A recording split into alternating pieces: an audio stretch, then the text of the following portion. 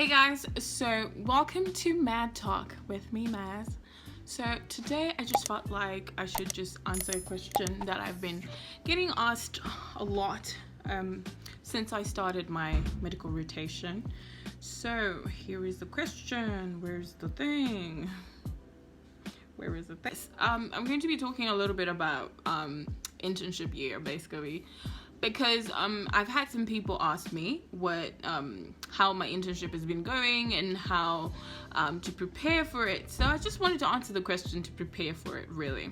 Whenever you finish your semester or your final examinations, please take that time to relax, call your friends, reconnect with your family, reconnect with whoever you were in lost contact with. Please do that. Don't waste your time and try and study because you're wasting your time. Here's why I will tell you not to do anything. Once you get into your rotations, once that first day starts, baby, there is no breaking from that world.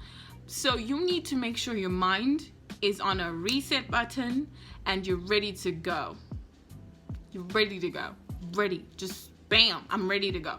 If you take your free time after your final exams to read more, what you're going to read at that time is not going to help you during your rounds. Let's be honest. Be consistent. The first day of your round, been blessed to have really nice consultants. Please make sure you watch them. What they like, what they don't like. How they want you to answer questions, how they want you to present cases, how they want you to click in your patients. Just be mindful of those things so that by the time you go into your second week, you already know what you're dealing with. You don't have to start from scratch again. So that's basically it. You have your tools. The first two you need obviously is your stethoscope, because you're not going to be able to do physical examinations without it. I don't think you really need those patella hammers and all that. It's not really like you use them all the time. You can use your bell or your diaphragm for from your stethoscope. Guys, it's just you improvise. That's just life sometimes. But make sure you have your stethoscope. When you start a rotation, please listen to me carefully. When you start your rotations, please plan them properly. Start with the rotation that you will enjoy, that you know you're going to be motivated to be a doctor. Do not start with a rotation that will drain you. This is one thing I learned from other people before me in life, that start with a rotation that will motivate you. And for me, that rotation for me was basically obs and gynae. Yeah, I know a lot of people are like, what? I was curious. Everything that was happening in obs and gynae all the time, I was curious. So I would be motivated to wake up every morning and go for my rotation and finish all the days that I'm supposed to, and weeks I'm supposed to be there. So, and I would always make sure I take breathers in between. I did not go from obs and gynae to IMED to surgery because I knew those three plus pediatrics are draining. So I was like, you know what? Let me do obstetrics and gynecology. Let me put ophthalmology in the middle because it's a 2-week rotation, and then go into IMED, which I knew needed most of my attention. So I would make sure I go into a rotation that will make me breathe and refocus, and then go into a rotation that will require my maximum attention and everything that I had to give. So I would just be excited to be there. So that's what I literally did, and I did that, and it worked perfectly fine. Now I'm in surgery. I just got into surgery after a refreshing holiday with family and friends, so now I'm rebooted to go. So I don't have to think about, oh my god, like I'm tired, can the 48 weeks just get here? No, I'm still motivated because of planning, boo. Planning. So I did that. Oh, I would always make sure that I wouldn't exhaust myself. There are certain requirements that are needed in my logbook, right? For example, I'm supposed to have certain procedures. I'm supposed to have certain number of patients I'm monitoring and all that.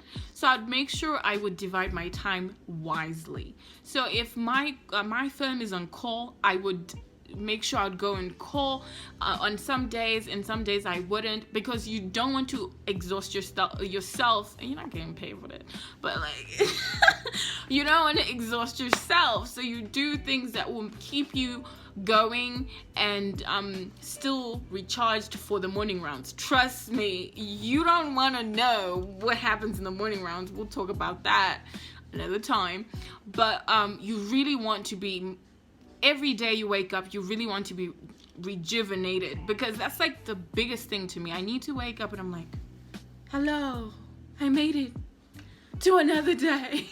So I really have to be motivated to wake up. So that's pretty what I did. Another thing I would recommend is once you're also in a different place, make sure you make good friends, because I'm telling you, in these rotations, you have people that will sink you and you have people that will lift you.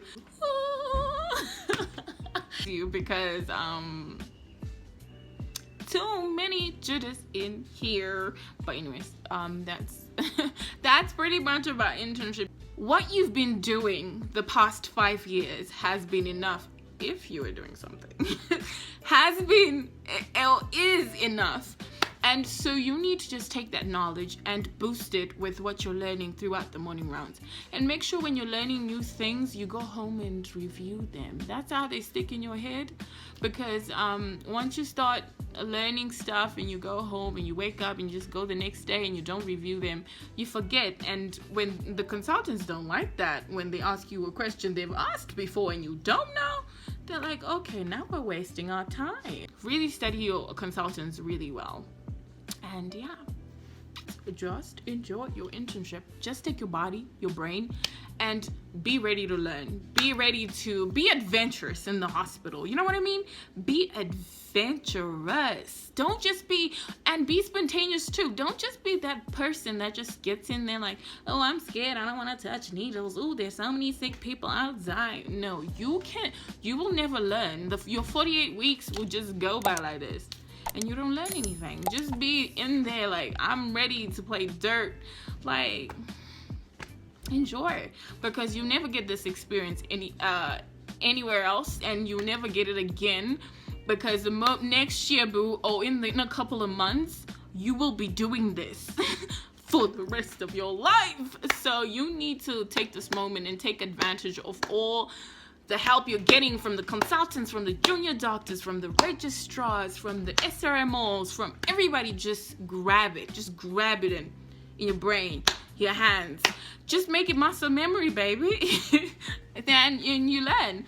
And you find that every day, if you push yourself in the right direction, and if you motivate yourself, by the end of the month or the end of the week, you know a lot of things better. On the first day of surgery, I sutured a tongue, I sutured an eye. So if you don't take the initiative to tell them, like, I want to do this, sometimes they just assume that you don't want to do it. And you are not forced anyway most of the times to do those things. So it's just be like, okay, bye, girl. So yeah, I have loved all that I've done, and because it helps you a lot. It motivates your mind. And if you love this career, it should never stop you. You should be shining, honey. You should just be glowing. You see? All this glow. All this glow. I'm joking, but like, for real. Okay, guys, that was it. From me and my favorite scrubs, we're out.